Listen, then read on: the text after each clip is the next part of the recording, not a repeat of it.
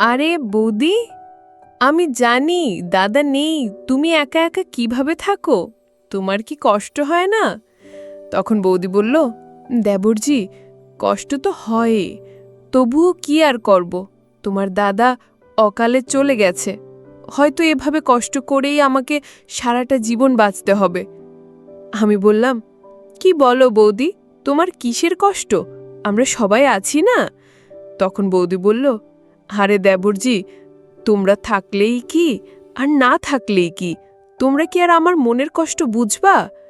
তখন আমি বললাম, বৌদি, তোমার মনের কষ্ট কমানোর জন্য তুমি যদি আমাদের একবার ভরসা করো, তবে দেখবে আমরা পরিবার হিসেবে সব সময় তোমার পাশে থাকব। তখন বৌদি বলল, দেবরজি, পারবে তো আমার মনের সকল কষ্ট কমাতে? আমি বললাম, অবশ্যই পারবো বৌদি, আমরা একসাথে থাকলে কোনো কষ্টই আর বড় মনে হবে না। তখন বৌদি বলল, আচ্ছা ঠিক আছে দেবরজি, তাহলে আজকে থেকেই। বন্ধুরা, বাকিটা গল্পেই বলছি। আশা করি বন্ধুরা তোমরা আমার পুরো গল্পটি মনোযোগ সহকারে শুনবা, নিশ্চয়ই অনেক মজা পাবা। তাহলে চলো বন্ধুরা, আর কথা না বাড়িয়ে মূল গল্প শুরু করা যাক।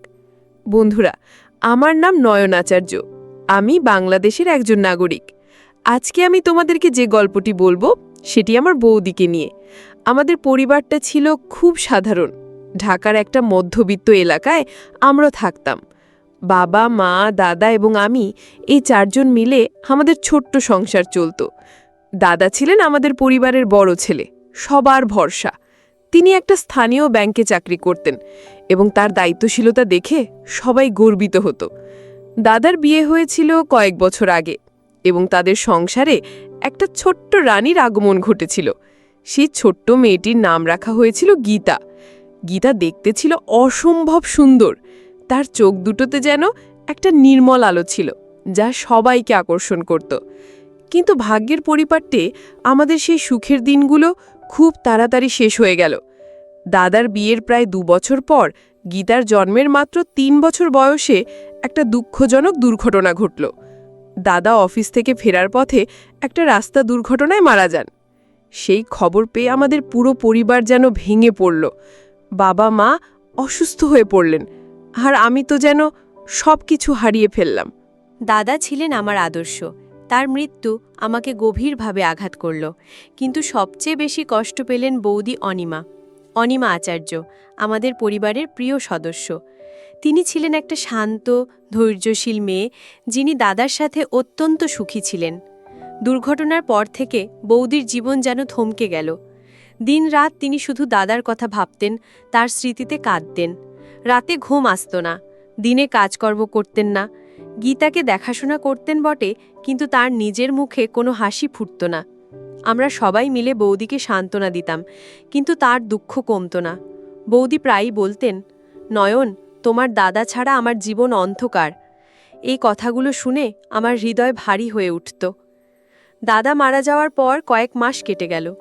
আমাদের পরিবারের সবাই বৌদির প্রতি অসীম শ্রদ্ধা দেখাত, কারণ তার দাদার প্রতি ভালোবাসা এতটাই গভীর ছিল যে তিনি কখনো সেই স্মৃতি ভুলতে পারেননি।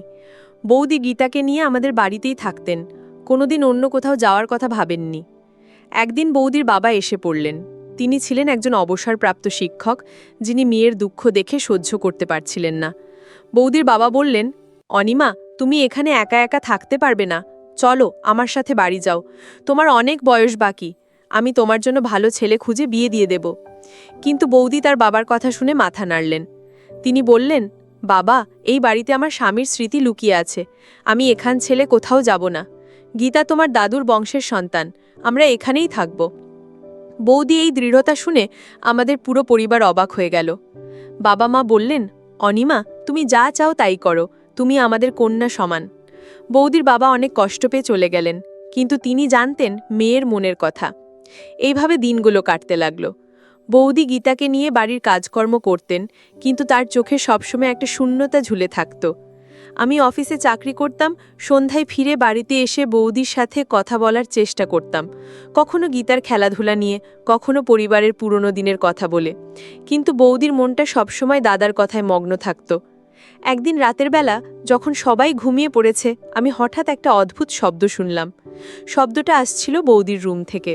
এটা কোনো সাধারণ শব্দ ছিল না, যেন কেউ ফিসফিস করে কথা বলছে, কিন্তু গলার স্বরটা পুরুষের মতো লাগছিল। আমার মনটা খারাপ হয়ে গেল, কারণ বাড়িতে তো কোনো পুরুষ নেই ছাড়া আমাদের দাদা তো আর নেই। তাহলে এই শব্দ কোথার থেকে আসছে? আমি ভয় পেয়ে উঠলাম, কিন্তু রাত তখন গভীর, তাই কিছু বললাম না। পরের দিন সকালে বৌদিকে জিজ্ঞাসা করলাম, বৌদি, গতরাতে তোমার রুম থেকে কোনো শব্দ আসছিল কি, যেন কেউ কথা বলছে? বৌদি একটু অবাক হয়ে বললেন, নয়ন, তুমি ভুল শুনেছ, হয়তো টিভির শব্দ বা বাইরের কোনো আওয়াজ। বৌদির কথা শুনে আমার সন্দেহটা কেটে গেল, কারণ আমি বৌদিকে খুব বিশ্বাস করতাম, তিনি এমন মিথ্যে বলবেন না। কিন্তু মনের মধ্যে একটা অস্বস্তি রয়ে গেল। দিন কয়েক পর আমি অফিসের ডিউটি শেষ করে বাড়ি ফিরলাম। দরজা খুলে দেখি বাড়িতে কেউ নেই। বাবা মা বাজারে গেছেন, গীতা হয়তো প্রতিবেশীর কাছে, আর বৌদি দাদার ছবি বুকে নিয়ে বসে কাঁদছেন। তার চোখ দুটো লাল, মুখটা ফ্যাকাশে। আমি দৌড়ে গিয়ে বললাম, বৌদি, কি হয়েছে, কেন কাঁদছ? বৌদি কাঁদতে কাঁদতে বললেন, কিছু না নয়ন, তোমার দাদার কথা মনে পড়েছে, তিনি ছাড়া আমার জীবনটা যেন শূন্য। আমার হৃদয়টা ভারী হয়ে গেল। আমি বৌদির পাশে বসে বললাম, বৌদি, আমি জানি তোমার কষ্ট, কিন্তু জীবন তো থামে না। তোমার এইভাবে কাঁদলে গীতা কি ভাববে? চলো, তোমাকে একটা কথা বলি। বৌদি চোখ তুলে বললেন, কি কথা বলবে বলো? আমি একটু থেমে বললাম, বৌদি, যদি কিছু মনে না করো তাহলে একটা কাজ করলে তোমার মন ভালো হবে। চলো, আমরা রমনা পার্কে ঘুরে আসি, সেখানকার সবুজ ফুলগুলো দেখলে মন ফ্রেশ হয়ে যাবে।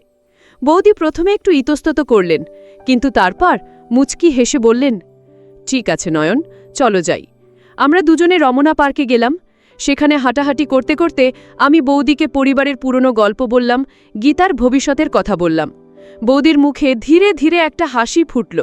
পার্কের সৌন্দর্য, পাখির ডাক, সব মিলিয়ে তার মনটা একটু হালটা হলো। বাড়ি ফিরে বৌদি বললেন, নয়ন, তোমার সাথে ঘুরে খুব ভালো লাগলো, অনেকদিন পর মনটা শান্ত হলো। এই ঘটনার পর থেকে বৌদির সাথে আমার সম্পর্কটা একটু বদলে গেল। তিনি আমার সাথে বেশি কথা বলতে শুরু করলেন, যেন একটা বন্ধুত্ব গড়ে উঠল। কিন্তু সেই রাতে শব্দের কথা মাঝে মাঝে আমার মনে পড়ত। আমি ভাবতাম হয়তো সত্যিই ভুল শুনেছি। বৌদির সাথে এখন আমাদের কথাবার্তা বাড়ল। তিনি বলতেন, নয়ন, তুমি তোমার দাদার মতোই দায়িত্বশীল। তোমার কথা শুনলে মনে হয় পরিবারের সবাই আছে। আমি হাসতাম, কিন্তু মনে মনে একটা অদ্ভুত অনুভূতি হতো। গীতাও আমাকে খুব ভালোবাসত। তাকে খেলানো, পড়ানো আমার দৈনন্দিন অভ্যাস হয়ে গেল। পরিবারের সবাই এতে খুশি ছিল। কিন্তু একদিন আবার সেই শব্দ শুনলাম, এবার আরও স্পষ্ট, যেন কেউ বৌদির সাথে কথা বলছে, কিন্তু গলা ম্লান। আমি উঠে গিয়ে দরজায় কান লাগালাম, কিন্তু কিছু শুনলাম না। সকালে বৌদিকে জিজ্ঞাসা করতেই তিনি বললেন, নয়ন, তুমি টেনশনে আছো, হয়তো স্বপ্ন দেখছ। আমি বিশ্বাস করলাম না, কিন্তু কিছু বললাম না। এই রহস্যটা আমার মনে একটা ছায়া ফেলল। দিনগুলো এভাবেই কাটতে লাগল। বৌদির সাথে আমাদের বন্ধুত্ব গভীর হলো। আমরা একসাথে রান্না করতাম, গল্প করতাম, কিন্তু সেই শব্দের রহস্যটা মিটছিল না। আমি ভাবতাম হয়তো বাড়ির কোনো পুরনো ইলেকট্রিক্যাল সমস্যা বা প্রতিবেশীর কথা, তবু মনের মধ্যে একটা কৌতূহল জাগত। বৌদি এখন হাসতে শিখছিলেন, গীতার সাথে খেলতে, পরিবারের সবাই খুশি। কিন্তু আমার মনে প্রশ্ন উঠত, এই শান্তির মধ্যে কি লুকিয়ে আছে? দিনগুলো এভাবেই কাটতে থাকল। বৌদির সাথে আমার কথাবার্তা এখন আরও বেড়ে গেছে। প্রত্যেক সন্ধ্যায় আমরা বসে গল্প করতাম, কখনো পরিবারের পুরনো দিনের কথা, কখনো গীতার স্কুলের গল্প। বৌদি বলতেন, নয়ন, তোমার কথা শুনলে মনে হয় জীবনটা আবার শুরু হয়েছে। আমি হাসতাম, কিন্তু মনে মনে একটা গভীর অনুভূতি জাগত। সেই রাতের অদ্ভুত শব্দটা এখনও আমার মাথায় ঘুরপাক খায়। আমি ভাবতাম হয়তো বাড়ির কোনো পুরনো ফ্যানের শব্দ বা হয়তো প্রতিবেশীর রেডিও, কিন্তু কেন যেন মনটা স্বস্তি পায় না। একদিন সকালে অফিস যাওয়ার আগে আমি বৌদিকে বললাম, বৌদি, তোমার রুমের কাছে কোনো অদ্ভুত শব্দ হয় কি? আমি কয়েকবার শুনেছি। বৌদি একটু থেমে বললেন, নয়ন, তুমি বেশি চিন্তা করো, হয়তো বাতাসের শব্দ। তার কথায় আমি শান্ত হলাম, কিন্তু সন্দেহটা পুরোপুরি মিটল না। সেই দিন অফিসে বসে আমার মনটা বারবার সেই শব্দের দিকে চলে যায়। আমি ভাবি বৌদি একা থাকেন, রাতে হয়তো কোনো ভয় দেখেন। গীতা তো ছোট, সে কিছু বুঝবে না। বাড়ি ফিরে দেখি বৌদি রান্না করছেন। আমি সাহায্য করতে গেলাম, আর আমরা একসাথে হাসতে হাসতে গল্প করলাম। বৌদি বললেন, নয়ন, তোমার দাদা ছিলেন এমনই, সবসময় সাহায্য করতেন। এই কথা শুনে আমার মনটা ভারী হলো, কিন্তু আমি বললাম, বৌদি, আমি তো আছি, পরিবার তো এক। রাতে ঘুমোতে যাবার সময় আবার সেই শব্দ শুনলাম, এবার আরও কাছে থেকে, যেন কেউ ফিসফিস করে নাম ধরে ডাকছে। আমি উঠে গিয়ে দরজা খুললাম, কিন্তু রুম খালি, শুধু বৌদির ছবির ফ্রেমটা আলোতে চকচক করছে। আমার শরীরে কাঁটা দিল, এটা কি রহস্য? পরের দিন আমি বাবাকে বললাম সব কথা। বাবা বললেন, নয়ন, তুমি টেনশনে আছো, বাড়িটা পুরনো, হয়তো কোনো শব্দ হয়। কিন্তু আমি বিশ্বাস করলাম না। আমি সিদ্ধান্ত নিলাম নিজে খোঁজ করব। সন্ধ্যায় বৌদিকে বললাম, চলো আজ আমরা সবাই মিলে একটা ছোট্ট পিকনিক করি বাড়ির ছাদে। বৌদি খুশি হয়ে রাজি হলেন। গীতা, বাবা, মা সবাই মিলে আমরা ছাদে গেলাম। সেখানে বসে গল্প করতে করতে বৌদির মুখে হাসি ফুটল। গীতা আমার কোলে বসে গান গাইল। বৌদি বললেন, নয়ন, এমন দিনগুলো আমার জীবনে আবার ফিরে এসেছে তোমাদের জন্য। কিন্তু রাত গভীর হলে আবার সেই শব্দ। এবার আমি লক্ষ্য করলাম শব্দটা বৌদির রুমের জানালা দিয়ে আসছে। আমি বাইরে গিয়ে দেখলাম কিছু নেই, শুধু রাতের অন্ধকার। এই রহস্য আমাকে ঘুমোতে দিচ্ছে না। আমি ভাবি হয়তো কোনো প্রতিবেশী কেউ বৌদির সাথে কথা বলে, কিন্তু কেন গোপনে? বৌদি তো এমন মানুষ নন। পরের দিন আমি একটা ছোট্ট রেকর্ডার নিয়ে রাতে রাখলাম দরজার কাছে। সকালে শুনলাম সত্যিই একটা ফিসফিসানি, কিন্তু স্পষ্ট নয়, যেন অনিমা অনিমা বলছে। আমার শরীর শিউরে উঠল। এটা কার গলা? দাদার গলা তো নয়, কিন্তু মিল আছে। আমি বৌদিকে বলতে গেলাম, কিন্তু থেমে গেলাম। তাকে আরও ভয় দেখাবো কেন? তার বদলে আমি তাকে আরও কাছে টেনে নিলাম। বৌদি, চলো আজ বাইরে ঘুরতে যাই, তোমার মন ভালো করার জন্য। বৌদি এসে বললেন, তুমি তো আমার ভাইয়ের মতোই চিন্তা করো। আমরা দুজনে একটা লোকাল পার্কে গেলাম। সেখানে বসে বৌদি আমাকে তার শৈশবের গল্প বললেন। নয়ন, আমার বাবা আমাকে সবসময় বলতেন, জীবনের কষ্ট সামলাতে হলে পরিবারের সাথে থাকতে হবে। আমি শুনতে শুনতে মুগ্ধ হয়ে গেলাম। বৌদির চোখে এখন আলো ফুটছে। গীতাকে স্কুল থেকে নিয়ে এসে আমরা তিনজনে একসাথে খেললাম। গীতা বলল, আঙ্কেল, তুমি আমার বাবা হয়ে যাও। এই কথা শুনে বৌদির চোখে জল চলে এলো, কিন্তু হাসি মিশে গেল। বাড়ি ফিরে আমি ভাবলাম, এই রহস্যটা যদি না মিটে, তাহলে আমাদের এই শান্তি নষ্ট হবে। রাতে আবার রেকর্ডার চালালাম। এবার শব্দটা স্পষ্ট, অনিমা, আমি তোমার পাশে আছি। আমার হাত পা ঠান্ডা হয়ে গেল। এটা কিসের কথা? আমি সিদ্ধান্ত নিলাম একা খোঁজ করব। পরের দিন অফিস ছুটি নিয়ে বাড়ির চারপাশ ঘুরলাম। প্রতিবেশীদের সাথে কথা বললাম, কেউ কিছু জানে না। একজন বললেন, হয়তো বাড়ির ভূত। আমি হাসলাম, কিন্তু মনটা ভয় পেল। সন্ধে বৌদিকে বললাম, বৌদি, তোমার কোনো সমস্যা আছে কি? আমাকে বলো। বৌদি বললেন, নয়ন, তুমি আমার সবচেয়ে ভালো বন্ধু, কিন্তু কিছু নেই। আমাদের কথা চলতে থাকলো, আর আমি বুঝলাম বৌদির মনটা ধীরে ধীরে খুলছে। তিনি বললেন, তোমার সাথে থাকলে আমার দুঃখ কম লাগে। এই কথায় আমার হৃদয়ে একটা উষ্ণতা ছড়ালো, কিন্তু রহস্যটা এখনো অমীমাংসিত। রাতে আমি বৌদির রুমের কাছে গিয়ে দাঁড়ালাম। শব্দ শুরু হলো। আমি দরজা খুলে ঢুকলাম। বৌদি ঘুমোচ্ছেন, কিন্তু তার পাশে একটা পুরনো রেডিও চালু। সেটা থেকে শব্দ আসছে, একটা পুরনো গান যা দাদা গাইতেন। আমি অবাক। বৌদি জেগে উঠে বললেন, নয়ন, এটা তোমার দাদার ফেভারিট গান। আমি রাতে শুনি, যাতে মনে হয় তিনি কাছে। আমার চোখে জল এলো। এটা রহস্য নয়, বৌদির দুঃখের প্রকাশ। আমি বললাম, বৌদি, তুমি একা নও, আমরা সবাই আছি। বৌদি কাঁদতে কাঁদতে বললেন, তুমি আমার জীবনে আলো এনেছো। এই ঘটনার পর আমাদের সম্পর্ক আরও গভীর হলো। আমরা প্রতিদিন একসাথে সময় কাটাতাম। গীতার সাথে খেলা, বৌদির সাথে গল্প, সব মিলিয়ে বাড়িতে একটা নতুন পরিবেশ তৈরি হলো।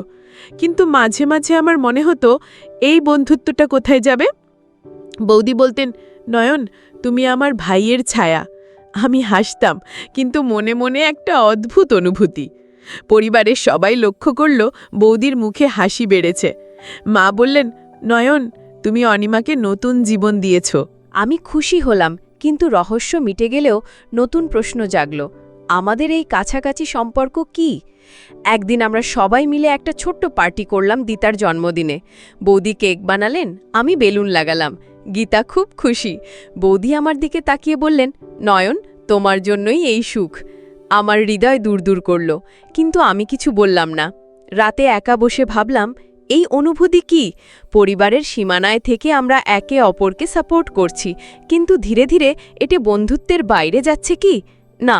আমি নিজেকে বোঝালাম এটা শুধু পারিবারিক ভালোবাসা।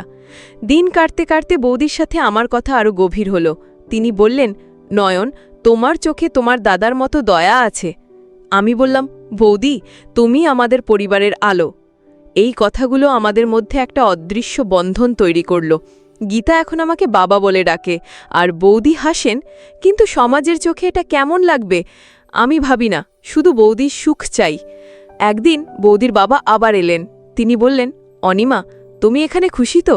বৌদি বললেন, হ্যাঁ বাবা, নয়ন আর পরিবার সবাই আমাকে সমর্থন করে। বাবা খুশি হয়ে চলে গেলেন। এই ঘটনার পর আমার মনে শান্তি এলো। কিন্তু রাতের সেই রেডিওর শব্দ এখনও মাঝে মাঝে বাজে। বৌদি বললেন, এটা আমার স্মৃতির অংশ। আমি বুঝলাম, দুঃখকে স্মৃতিতে রাখা যায়। আমাদের বন্ধুত্ব এখন পরিবারের মতো, কিন্তু ধীরে ধীরে আমার মনে একটা নতুন অনুভূতি জাগছে, যেন বৌদিকে আরও কাছে রাখতে চাই। না, এটা ভুল। আমি নিজেকে সামলালাম। পরিবারের জন্য সব করব। গীতার স্কুলের ফাংশনে আমরা গেলাম। বৌদি আমার পাশে বসে হাসলেন। এই মুহূর্তগুলো আমার জীবনের সবচেয়ে সুন্দর। কিন্তু একদিন বৌদি আমাকে বললেন, নয়ন, তোমার সাথে থাকলে আমার মনে হয় জীবন আবার শুরু হয়েছে। এই কথায় আমার হৃদয় কেঁপে উঠল। আমি বললাম, বৌদি, আমরা সবাই একসাথে আছি। রহস্য মিটেছে, কিন্তু নতুন রহস্য আমাদের অনুভূতির। আমি ভাবি, বৌদির এই রকম কথাবার্তার রহস্য আমায় কোন পথে নিয়ে যাবে? ভাবতে ভাবতে বিভোর হয়ে যাচ্ছিল। দিনগুলো এইভাবে কাটতে থাকলো, আর আমাদের পরিবারে একটা নতুন ছন্দ এসে গেছে। বৌদির মুখে হাসি দেখে বাবা মা খুব খুশি। মা প্রায় বলতেন, অনিমা, তুমি এখন আগের মতো শান্ত হয়েছ। নয়নের জন্যই এটা। আমি হাসতাম, কিন্তু মনে মনে বুঝতাম যে এই পরিবর্তনটা আমাদের দুজনের সম্মিলিত প্রচেষ্টার ফল। বৌদি এখন গীতাকে স্কুলে নিয়ে যাওয়ার ব্যাপারে সক্রিয়, আর আমি অফিস থেকে ফিরে তাদের সাথে সময় কাটাই। একদিন সন্ধ্যায় আমরা বারান্দায় বসে চা খেতে খেতে গল্প করছিলাম। বৌদি বললেন, নয়ন, তোমার সাথে এই মুহূর্তগুলো আমার জীবনে একটা নতুন আলো এনেছে। তুমি না থাকলে আমরা কি করতাম? আমার হৃদয়ে একটা উষ্ণতা ছড়ালো, কিন্তু আমি শুধু বললাম, বৌদি, পরিবার তো এক, আমরা সবাই মিলে এগোব। সেই রাতে আমি একা বসে ভাবছিলাম। বৌদির কথাগুলো মনে পড়ছিল, আর আমার মনের গভীরে একটা অদৃশ্য অনুভূতি জাগছিল। এটা কি শুধু ভাই বৌদির সম্পর্ক, নাকি তার থেকে বেশি? আমি নিজেকে সামলালাম। না, এটা পারিবারিক ভালোবাসা। আমি নিজেকে বোঝালাম। পরের দিন সকালে গীতা স্কুল থেকে ফিরে আমাকে বলল, আঙ্কেল, মা বললেন আজ তুমি আমাদের সাথে একটা গল্পের বই পড়বে। আমি খুশি হয়ে রাজি হলাম। বৌদি হেসে বললেন, নয়ন, তুমি গীতার প্রিয় গল্পকার। আমরা তিনজনে মিলে বই পড়লাম, আর বৌদির চোখে একটা নরম আলো দেখলাম। এই ছোট্ট মুহূর্তগুলো আমাদের বন্ধনকে আরও মজবুত করছিল। কিন্তু মাঝে মাঝে আমার মনে প্রশ্ন উঠত, সমাজ কি ভাববে যদি এই কাছাকাছি সম্পর্কটা বাইরে যায়? বাংলাদেশের সামাজিক কাঠামোতে এমনটা সহজ নয়। তবুও আমি চিন্তা করতাম না, শুধু বৌদির সুখ দেখতে চাইতাম। একদিন অফিসে একটা সহকর্মী আমাকে বলল, নয়ন, তুমি তোমার বাড়ির কথা বলো, সবাই খুব খুশি শোনাচ্ছে। আমি হাসলাম, কিন্তু মনে মনে ভাবলাম, এই খুশিটা কতদিন স্থায়ী হবে? বাড়ি ফিরে দেখি বৌদি একটা নতুন রেসিপি ট্রাই করছেন। নয়ন, এটা তোমার দাদার ফেভারিট ছিল, আজ তুমি খেয়ে দেখো। আমি খেয়ে বললাম, বৌদি, দারুণ হয়েছে, তুমি সত্যি দক্ষ। তার হাসিটা দেখে আমার মন ভরে গেল। পরিবারের সবাই লক্ষ্য করছিল আমাদের এই পরিবর্তন। বাবা একদিন বললেন, নয়ন, তুমি অনিমাকে নতুন জীবন দিয়েছ, কিন্তু মনে রেখো পরিবারের সম্মান রক্ষা করতে হবে। আমি মাথা নেড়ে বললাম, বাবা, আমরা সবাই মিলে সঠিক পথে আছি। বৌদি এখন বাইরে ঘুরতে যেতে রাজি হন, আর আমরা দুজনে গীতাকে নিয়ে পার্কে যাই। সেখানে বসে বৌদি বললেন, নয়ন, তোমার সাথে এই সময়গুলো আমাকে শক্তি দেয়। তুমি আমার জীবনে একটা স্তম্ভ। আমি লজ্জা পেয়ে বললাম, বৌদি, তুমিও আমাদের সবার জন্য অনেক। এই কথাগুলো আমাদের মধ্যে একটা গভীর বোঝাপড়া তৈরি করল, কিন্তু কোনো প্রকাশ করলাম না। একদিন বৌদির বন্ধু এসে পড়লেন। তিনি বললেন, অনিমা, তুমি এখন অনেক ভালো লাগছো। কি হয়েছে? বৌদি হেসে বললেন, পরিবারের সমর্থন, নয়ন আর সবাই আমাকে সাহায্য করে। বন্ধু আমার দিকে পাকিয়ে বললেন, তুমি ভালো ছেলে। আমি লজ্জা পেলাম। সেই রাতে বৌদি আমাকে বললেন, নয়ন, তোমার মতো বন্ধু পাওয়া সৌভাগ্য। আমার মনে একটা আনন্দ হলো, কিন্তু সাথে একটা অস্থিরতা। এই অনুভূতিটা কি? আমি রাতে ঘুমাতে পারলাম না। পরের দিন আমরা সবাই মিলে একটা ছোট্ট ভ্রমণে গেলাম। গীতা খুব উত্তেজিত, আর বৌদির মুখে হাসি। ভ্রমণের সময় আমরা নদীর ধারে বসলাম। বৌদি বললেন, নয়ন, এমন দিনগুলো আমার স্বপ্নের মতো। আমি বললাম, বৌদি, এটা তো শুরু, আরও অনেক দিন আসবে। গীতা আমাদের মাঝে খেলতে খেলতে বলল, তোমরা দুজন আমার সবচেয়ে প্রিয়। এই কথায় আমরা হাসলাম, কিন্তু আমার মনে একটা চিন্তা, এই সম্পর্কটা কোথায় নিয়ে যাবে? বাড়ি ফিরে বাবা মা আমাদের দেখে খুশি। মা বললেন, এইভাবে থাকলে সব ঠিক হয়ে যাবে। আমি ভাবলাম, হ্যাঁ, পরিবারে সুখী সব। কিন্তু ধীরে ধীরে আমার অনুভূতি গভীর হতে লাগল। বৌদির একটা হাসি দেখলেই মন ভালো হয়ে যায়। তবুও আমি কিছু বলিনি। একদিন অফিস থেকে ফিরে দেখি বৌদি অসুস্থ। আমি দৌড়ে গিয়ে বললাম, বৌদি, কি হয়েছে? তিনি বললেন, কিছু না, একটু ঠান্ডা লেগেছে। আমি ওষুধ এনে দিলাম আর পাশে বসে গল্প করলাম। বৌদি, তুমি সুস্থ হও, আমরা সবাই চিন্তায় আছি। বৌদি হাত ধরে বললেন, নয়ন, তোমার চিন্তা আমাকে শক্তি দেয়। এই স্পর্শটা আমার মনে গভীর ছাপ ফেলল, কিন্তু আমি শুধু হাসলাম। পরিবারের সবাই বৌদির যত্ন নিল। গীতা বলল, মা, তুমি ভালো হয়ে যাও। বৌদি সুস্থ হয়ে উঠলেন আর বললেন, নয়ন, তোমার জন্যই আমি দ্রুত ভালো হলাম। আমি বললাম, এটা আমাদের সবার দায়িত্ব। এই ঘটনার পর আমাদের বন্ধন আরও শক্ত হল। আমরা প্রতিদিন একসাথে সকালের ওয়াক করতে শুরু করলাম। বৌদি বলতেন, তোমার সাথে হাঁটলে মন ফ্রেশ হয়। আমি মনে মনে ভাবতাম, এই মুহূর্তগুলো কত মূল্যবান। কিন্তু কোনো প্রকাশ নেই, শুধু পরস্পরের প্রতি যত্ন। একদিন বৌদির বাবা আবার এলেন। তিনি বললেন, অনিমা, তুমি এখন খুব ভালো দেখাচ্ছ, কিন্তু ভবিষ্যতের কথা ভাবো। বৌদি বললেন, বাবা, আমি এখানে খুশি। নয়নার পরিবার সব। বাবা আমাকে বললেন, তুমি ভালো দেখাশোনা করো। আমি বললাম, হ্যাঁ, আমরা সবাই মিলে। এই কথোপকথন আমাকে ভাবিয়ে তুলল। সমাজের চাপ কি আসবে? তবু আমি সিদ্ধান্ত নিলাম, বৌদির সুখের জন্য সব করব। রাতে বৌদি বললেন, নয়ন, তোমার মতো কেউ থাকলে জীবন সুন্দর। আমার হৃদয় কেঁপে উঠল আবার। দিন কাটতে কাটতে গীতার স্কুলের একটা প্রোগ্রামে আমরা গেলাম। বৌদি আমার পাশে বসে বললেন, নয়ন, তোমার সাথে থাকলে সবকিছু সহজ লাগে। আমি বললাম, বৌদি, তুমিও আমার জীবনে অনেক। গীতা স্টেজে গিয়ে গান গাইল আর আমরা হাততালি দিলাম। এই খুশির মধ্যে আমার মনে একটা নতুন চিন্তা জাগল। এই ভালো লাগাটা কি? আমি নিজেকে বললাম, এটা পারিবারিক। কিন্তু মন মানত না। তবু চুপ রইলাম। পরিবারের সবাই এতে খুশি। কিন্তু একদিন একটা ছোট্ট ঘটনা ঘটল। আমি অফিস থেকে ফিরে দেখি বৌদি একা বসে দাদার ছবি দেখছেন। আমি গিয়ে বললাম, বৌদি, কি হয়েছে? তিনি বললেন, কিছু না, স্মৃতি মনে পড়েছে। আমি পাশে বসে বললাম, বৌদি, অতীতকে স্মৃতি রাখো, কিন্তু বর্তমানকে জীবন দাও। বৌদি চোখ তুলে বললেন, তুমি ঠিক বলো, তোমার কথা আমাকে শক্তি দেয়। এই কথায় আমাদের মধ্যে একটা গভীর সংযোগ হলো। আমি বুঝলাম, এই অনুভূতি ধীরে ধীরে বদলে যাচ্ছে। পরের দিন আমরা সবাই মিলে একটা পারিবারিক আউটিং করলাম।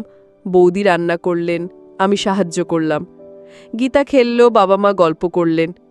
বৌদি আমাকে বললেন, নয়ন, এমন দিনগুলো তোমার জন্য। আমি হাসলাম, কিন্তু মনে মনে ভাবলাম এটা আমাদের দুজনের জন্য। সমাজের কথা ভুলে গেলাম, কিন্তু রাতে একা ভাবলাম এই পথটা সঠিক কি? পরিবারের সমর্থন আছে তাই চলুক।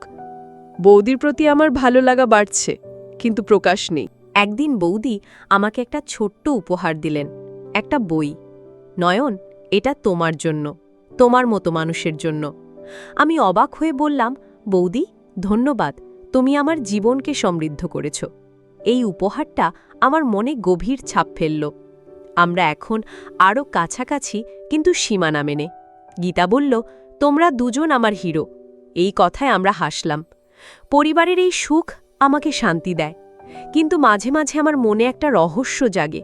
আমাদের এই অনুভূতির ভবিষ্যৎ কি? আমি ভাবি সময়ই বলবে। বৌদি বলতেন, নয়ন, তোমার চোখে একটা গভীরতা আছে। আমি বলতাম, তোমার হাসিতে জীবন। এই কথাগুলো আমাদের মধ্যে একটা অদৃশ্য সেতু তৈরি করল। পরিবারের সবাই লক্ষ্য করে, কিন্তু কেউ কিছু বলে না। আমি সিদ্ধান্ত নিলাম এই বন্ধনকে পবিত্র রাখব। দিন কাটতে কাটতে আমাদের সম্পর্কটা আরও পরিপক্ক হলো। বৌদি এখন আমার সাথে তার স্বপ্নের কথা শেয়ার করেন।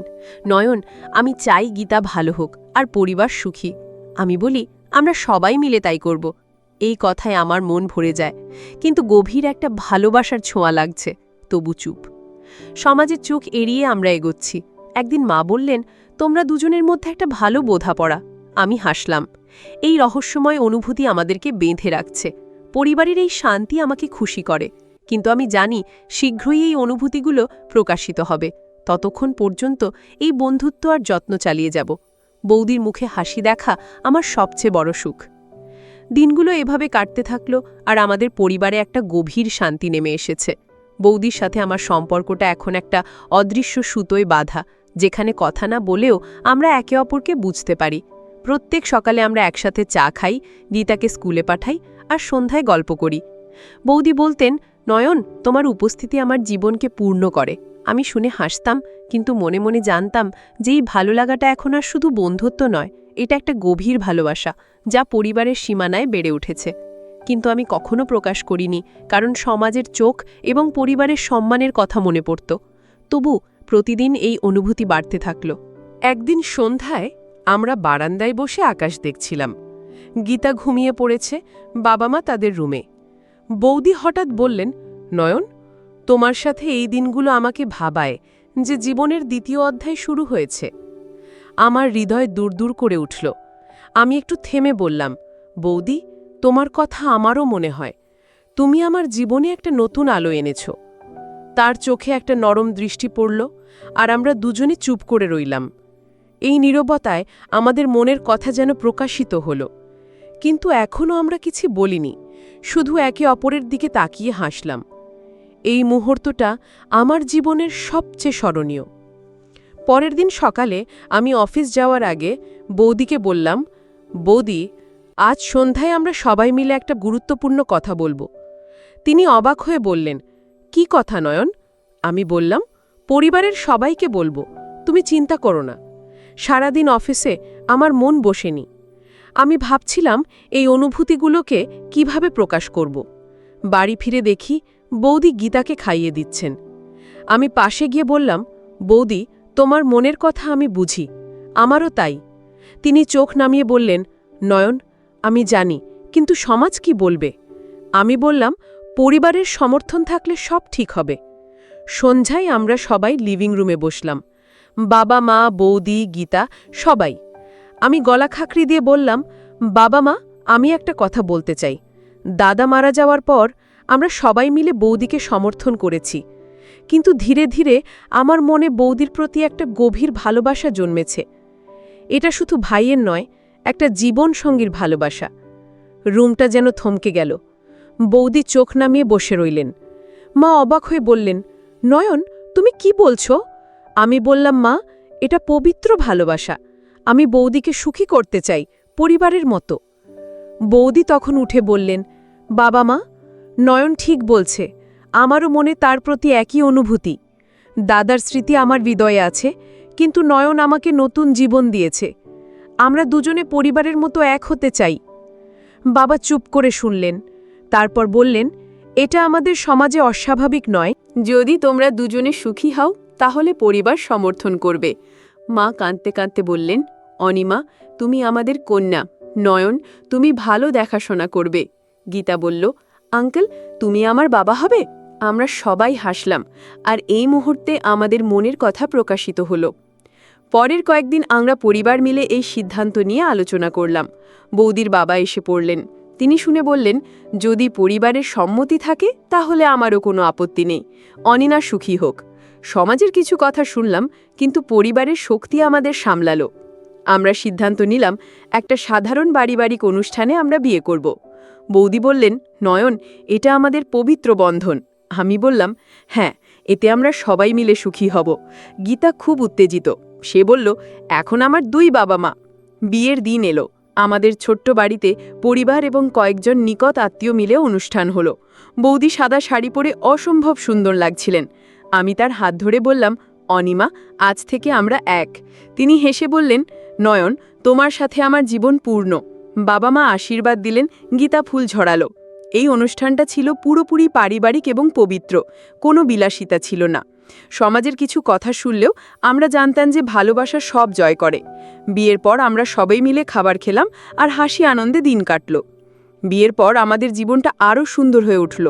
আমি অফিস থেকে ফিরে বৌদির সাথে গল্প করি, গীতাকে পড়াই। বৌদি বলেন, নয়ন, তুমি আমার মুখে হাসি ফুটিয়েছ। আমি বলি, এটা আমার পুণ্যের কাজ। পরিবারের সবাই খুশি। মা বলেন, এখন আমাদের সংসার পূর্ণ। সমাজের প্রভাব কিছু পড়ল, কিন্তু আমরা তাতে গুরুত্ব দিইনি, কারণ আমাদের ভালোবাসা ছিল সত্যিকারের এবং পবিত্র। গীতা এখন আমাকে বাবা বলে ডাকে, আর আমরা 3 জনে একটা সুখী পরিবার। কয়েক মাস কেটে গেল। আমরা একসাথে ছুটি কাটাই, পার্কে যাই। বৌদি এখন পুরোপুরি সুস্থ এবং সক্রিয়। তিনি বলেন, নয়ন, তোমার জন্যে আমি নতুন করে জীবন পেয়েছি। আমি বলি, আমরাও তোমার জন্যে। এই সম্পর্কটা আমাদের শিখিয়েছে যে ভালোবাসার সীমানা মানে না, যদি তা পবিত্র হয়। পরিবারের সমর্থন আমাদের শক্তি দিয়েছে। রাতে আমরা একসাথে বসে দাদার স্মৃতি ভাগ করি, কিন্তু এখন তা দুঃখ নয়, শিক্ষা।